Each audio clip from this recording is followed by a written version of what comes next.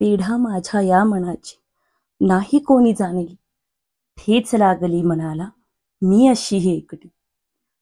आज सहज प्लेलिस्टवर हे गाणं लागलं. मी सहसा ऐकत नाही अशी गाणी, कारण असं उदास वाटतं अशी गाणी ऐकल्यावर. ही गाणं ऐकताना काय होतं, असं मन उदास होतं. कारण मला त्यात असं एकटेपणा किंवा कोणी न समजण्याची वेदना वाटते म्हणून. किंवा असं वाटतं माझं मन म्हणजे नाही का कोणालाच कळत नाहीये.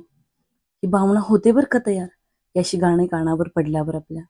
किंवा आपण असं विचारात बुडतो, मन जड होतं आणि त्याचऐवजी मी नेहमी प्रचंड, तुम्ही पण ऐकलं असेल आरंभ ही प्रचंड. खूप मस्त बरं का. मी नेहमी नाही ऐकत, पण कधीतरी ऐकते. ही गाणी ऐकते बरं का.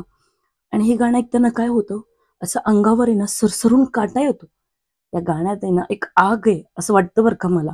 जिद्द आहे किंवा काहीतरी करून दाखवायची ताकद आहे. त्यातलं जे वाक्य आहे ना, "जो कर सका है वो ही तो महान है." ही ओळ सांगते आपल्याला, की काहीतरी प्रचंड आहे तुझ्यात. फक्त त्या दिशेने तुला पाऊल उचलायचंय. आणि हे प्रत्येक गृहिणीसाठी आहे बरं का. तिला माहीत नसतं तिच्यात किती ताकद आहे. पण एकदा तू सुरू तरी कर.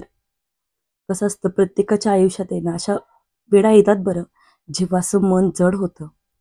आपल्याला वाटतं, माझं मन समजून घेणारं कोणीच नाहीये किंवा मला काय करायचं ते कळत नाहीये किंवा म्हणजे मला नाही का, मी जे स्वप्न पाहते, ती स्वप्न खरंच मला जमतील का पूर्ण करायला? पण ऐका गं, हे जे जड मन आहे ना, तुम्हाला कधीच थांबवू शकत नाही. तुम्ही त्याच्या खूप उंच आहात, खूप वर आहात. तुमच्यात इतकी प्रचंड ताकद आहे ना, जसं त्या गाण्यात म्हटलं की नाही आरंभमध्ये, "जो कर सका है वो ही तो महान है." त्यासारखं.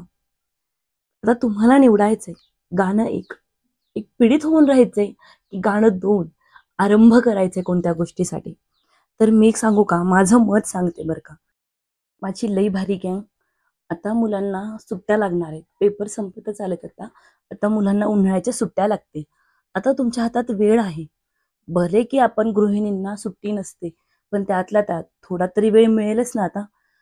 हातात मोबाईल आहे, त्याच्यात डाटा आहे आणि आता थोडा वेळ आहे. तर मग कशाची अपेक्षा करता गं? घ्या मोबाईल आणि सुरू व्हा.